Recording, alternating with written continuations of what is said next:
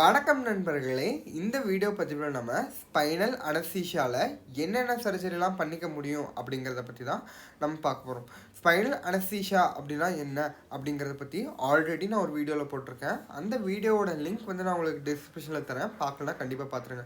So first ஒரு anaesthesia அப்படிங்கிற operation பண்ணுறதுக்கு நம்ம எதுக்கு கொடுக்கணும் அப்படின்னு பார்த்தீங்கன்னா, ஒரு ஆப்ரேஷன் பண்ணும்போது நமக்கு வலி வருது, அந்த வலியை தடுக்கிறதுக்காக தான் நம்ம அனஸ்தீசியாங்கிறத கொடுக்குறோம். இதில் வந்து முதுகுத்தண்டில் கொடுத்து சில நரம்புகளை வந்து நம்ம பிளாக் பண்ணும்போது பார்த்தீங்கன்னா அந்த இடத்துல வந்து மரப்புத்தன்மை ஏற்படுது, அது மூலியமாக நம்ம சர்ஜரி பண்ணிக்கிறோம். சரிங்களா?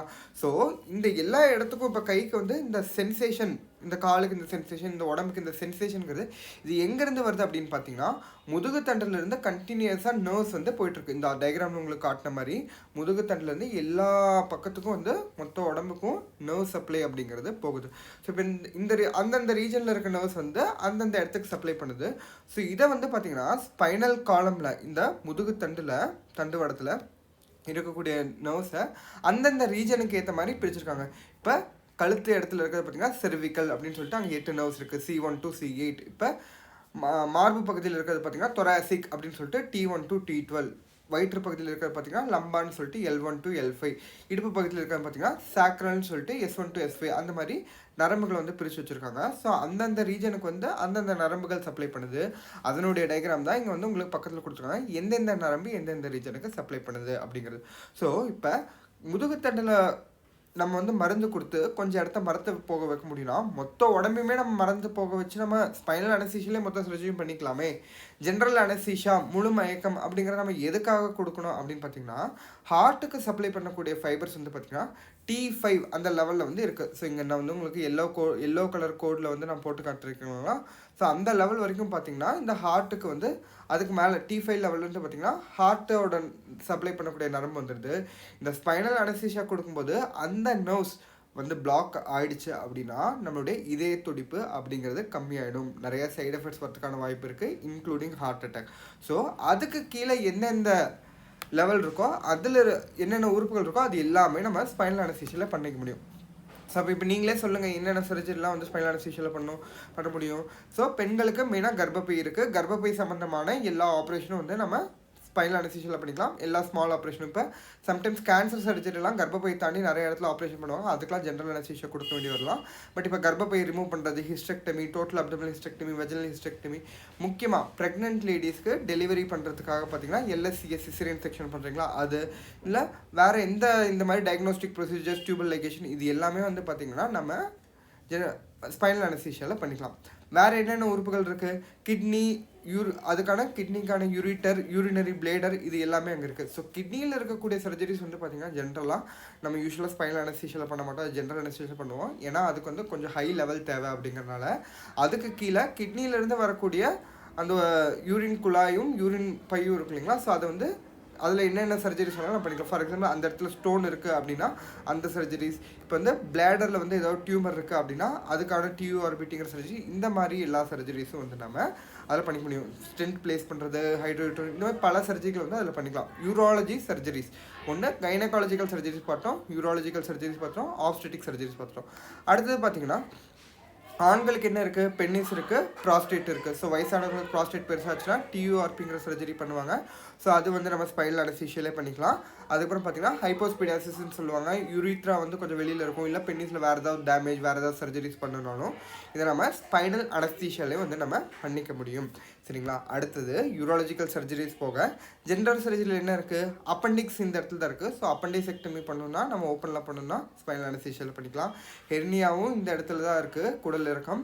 ஸோ அதுக்கும் வந்து நம்ம ஓப்பனில் பண்ணுறதா இருந்தால் நம்ம ஸ்பைனல் அனஸ்தீசியாவில் பண்ணிக்கலாம். பட் ஆனால் இந்த காலத்தில் எல்லாமே laparoscopic surgeries, laparoscopic appendicectomy, laparoscopic hernia தான் நடக்குது. அதனால் வந்து நம்ம இதை ஸ்பைனல் அனஸ்தீசியாவில் பண்ண முடியாது, ஜென்ரல் அனஸ்தீசியாவில் தான் பண்ண முடியும். இதை பற்றி நீங்கள் இன்னும் டீட்டெயிலாக ஏன் வந்து அதை ஜென்ரல் அனஸ்தீசியாவில் பண்ணுறாங்க அப்படிங்கிறத நீங்கள் தெரிஞ்சுக்கணும்னு நினச்சிங்கன்னா அதை கமெண்ட்டில் லீவ் பண்ணுங்கள், நான் அடுத்த வீடியோவாக போடுறேன். சரிங்களா? ஸோ இப்போ இந்த கீழ் வயிற்று பகுதியில் என்னென்ன உறுப்புகள் இருக்குது சிம்பிளாக ஞாபகம் வச்சுக்கணும்னா, தொப்புளுக்கு கீழே என்னென்ன உறுப்புகள் இருக்கோ அந்த சர்ஜரிஸ் எல்லாம் வந்து நம்ம ஸ்பைனல் அனஸ்தீசியாவில் பண்ண முடியும், நான் வச்சுக்கோங்க. ஸோ இடுப்பு பகுதி முடிஞ்சது. அதுக்கப்புறம் பார்த்தீங்கன்னா காலில் இருக்குது. காலில் என்ன இருக்குது? சதை இருக்குது, நரம்பு இருக்குது, ரத்த நாளங்கள் இருக்குது, எலும்புகள் இருக்குது. ஸோ எலும்பு இதில் முக்கியமாக யார் வருவாங்க? எலும்புனால ஆர்த்தோபெடிக் சர்ஜரி.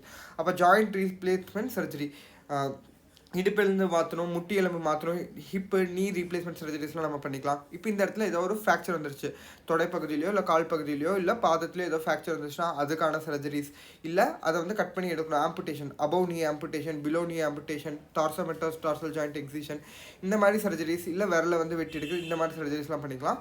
ஸோ இதே இடத்துல காலில் எந்த இடத்துல ஒரு டியூமராக இருந்தாலும் அந்த டியூமரை வந்து நம்ம ரிமூவ் பண்ணுறதுக்கான சர்ஜரிஸ் இது எல்லாமே நம்ம பண்ணிக்கலாம். ஸோ வாஸ்குலர் சர்ஜரியில் பார்த்தீங்கன்னா வெரிகோஸ் வெயின் சர்ஜரிஸ் பண்ணணுன்னாலும் நம்ம ஜென்ரல் ஸ்பைனல் அனஸ்தீசியாவில் பண்ணிக்கலாம். பிளாஸ்டிக் சர்ஜரிஸான கிராஃப்ட் எடுக்கிறது, மற்ற வகையான எல்லா பிளாஸ்டிக் சர்ஜரிஸ், இப்போ அந்த கால் வந்து ஏற்றின் தத்துவமாக இருக்கிறது, அந்த மாதிரி சில சர்ஜரிஸ்லாம் பண்ணுவாங்க இல்லைங்களா, அந்த மாதிரி எந்த பிளாஸ்டிக் சர்ஜரிஸ், இந்த ரீகன்ஸ்ட்ரக்டிவ் சர்ஜரிஸ் எல்லாமே நம்ம ஸ்பைனல் அனஸ்தீசியாலே பண்ணிக்க முடியும். சரிங்களா? இது இல்லாமல் ஒரு சிறப்பான ஒன்று இருக்குது. ஸ்பைனல் அனஸ்தீசியாவில் வந்து பார்த்திங்கன்னா முதுகு தண்டில் வந்து நீங்கள் மருந்து கொடுக்குறேன்னு சொல்கிறீங்க. முதுகு தண்டில் சிஎஸ்எஸ்ங்கிற ஃப்ளூயிட் வந்து ஓடிட்டுருக்கு. அந்த ஃப்ளூயிடுக்குள்ளே தான் வந்து நம்ம இந்த ஸ்பைனல் அனஸ்தீசியா ட்ரக்கை வந்து கொடுக்குறோம். அப்போ அது கொடுத்தா அது மூளை வரைக்கும் போயிட்டாதா, மேலே வரதா, நீங்கள் எப்படி கரெக்டாக இந்த T5 லெவல் T6 லெவல் வரைக்கும் தான் வேணும், இல்லை T8 லெவல் தான் வேணும் அப்படின்னு சொன்னால் எப்படி அது வரைக்கும் வரீங்க, ஏன் அது மேலே போகிறதுக்கு வாய்ப்பு இல்லையா அப்படின்னு நீங்கள் கேட்கலாம். அதுக்கு வந்து என்ன சிம்பிளான எக்ஸாம்பிள்னா, இது வந்து ஹைப்பர்பேரிக் ட்ரக். ஹைப்பர்பேரிக் ட்ரக் அப்படின்னா தண்ணிக்குள்ளே ஒரு இரும்பு போட்டிங்க அப்படின்னா அது கீழே தான் போய் நிற்கும், அது மேலே வராது. தண்ணிக்குள்ளே ஆயில் போட்டிங்கன்னா ஆயில் வந்து மேலே மிதக்கும். ஸோ அந்த மாதிரி டென்சிட்டி பொறுத்த மாதிரி தான் எந்தெந்த ட்ரக்ஸு எந்தெந்த பொருள் எங்கே இருக்கணும் அப்படிங்கிறதுக்கு. அந்த மாதிரி நம்ம ஸ்பைனல் அனஸ்தீசியாவுக்கு கொடுக்கக்கூடிய ட்ரக்கு பார்த்திங்கன்னா டென்சிட்டி வந்து அதனுடைய டென்சிட்டி ஜாஸ்தி, அதனால் பார்த்திங்கன்னா அது கீழ் லெவலில் தான் போகும். ஸோ நீங்கள் ஸ்பைனல் அனஸ்தீசியா போட்டதுக்கப்புறம் சில பேருக்கு உங்களுக்கு எக்ஸ்பீரியன்ஸ் இருந்துச்சுன்னா தெரியும், ஹெட்டை டேபிள் வந்து ஹெட் எண்டை டவுன் பண்ணுறது, இல்லை காலை கீழே பண்ணுறது, இந்த மாதிரி டேபிள் வந்து கொஞ்சம் டில்ட் பண்ணுவாங்க. ஏன்னா அப்போ தான் அந்த ட்ரக்கோட லெவல் வந்து எப்படின்னு தெரியும். உங்களுக்கு ஸ்பைனல் அனஸ்தீசியா கொடுத்ததுக்கப்புறமேட்டு இப்படி டச் பண்ணி பார்த்து எப்படி தெரியுதா அப்படின்னு கேட்பாங்க. ஸோ அதுவும் இதுக்காக தான் எந்த லெவல் வரைக்கும் வந்திருக்கு அப்படிங்கிறத டெஸ்ட் பண்ணுறதுக்காக தான். ஸோ இதில் நம்ம ஸ்பைனல் அனஸ்தீசியா கொடுத்துட்டு படுக்க வைக்காமல் உங்களை அப்படியே உட்கார வச்சுட்டாங்க அப்படின்னு பார்த்தீங்கன்னா எல்லா ட்ரக்ஸுமே வந்து பார்த்தீங்கன்னா கீழே இந்த ரீஜனில் மட்டும் உங்களுக்கு வந்து செட்டில் ஆயிரும், இந்த எல்லோ கலரில் போட்டிருக்காங்களா. ஸோ அதனால் மொத்த காலுமே வந்து மரத்து போகாது, ஜஸ்ட் அந்த ரீஜனில் மட்டும் மரத்து போகும். அதனால் வந்து உங்களுக்கு அந்த ரீஜனில் இருக்கக்கூடிய சர்ஜரிஸ் எல்லாமே நம்ம பண்ணிக்கலாம். ஸோ இதனோட அட்வான்டேஜ் என்ன, தேவையில்லாமல் ஃபுல் கால் மரத்து போகிறதுக்கு பதிலாக நம்ம இந்த இடத்துல மட்டும் மரத்து போச்சுன்னா சீக்கிரமாக வந்து பேஷண்ட் மூவ் பண்ணுறது, ட்ரக்கோடைய அளவு வந்து கம்மி பண்ணிக்கலாம், ட்ரக்குனால வரக்கூடிய சைடு எஃபெக்ட் எல்லாத்தையும் கம்மி பண்ணிக்கலாம் அப்படிங்கிறதுக்காக இந்த டெக்னிக். ஸோ இதை வந்து நம்ம சேடில் பிளாக் அப்படின்னு சொல்கிறோம். சேடில் பிளாக்ல என்னென்ன சர்ஜரிஸ் பண்ணிக்க முடியும், ஆசன வாய் பகுதியில் அது ரிலேட்டடாக என்னென்ன டிசீசஸ் இருக்கோ அதுக்கான சர்ஜரி எல்லாம் பண்ணிக்கலாம். Example fistula surgery, fissure surgery, haemorrhoids பைல்ஸ்க்கான சர்ஜரி, பைலோனிடல் சைல்டஸ், இல்லை இஸ்கியோரெக்டல் ஆப்சஸ், இந்த மாதிரி சர்ஜரிஸ்லாம் வந்து நம்ம சேடில் பிளாக்ல இல்லை சேடில் அனஸ்தீசியாவில் வந்து நம்ம பண்ணிக்கலாம். ஸோ இந்த வீடியோ வந்து உங்களுக்கு பயனுள்ளதாக இருந்திருக்கும்னு நான் நம்புகிறேன். இதே மாதிரி வேறு என்னென்ன தகவல்களை நீங்கள் அனஸ்தீசியா ரிலேட்டடோ இல்லை மற்ற ஏதாவதோ நீங்கள் தெரிஞ்சுக்கணும்னு நினைக்கிறதுங்க கமெண்ட் லீவ் பண்ணுங்கள். இந்த வீடியோவில் ஏதாவது சந்தேகங்கள் இருந்தாலும் அதையும் கமெண்ட்டில் லீவ் பண்ணுங்கள், நான் கண்டிப்பாக எல்லாத்துக்கும் ரிப்ளை பண்ணுறேன்.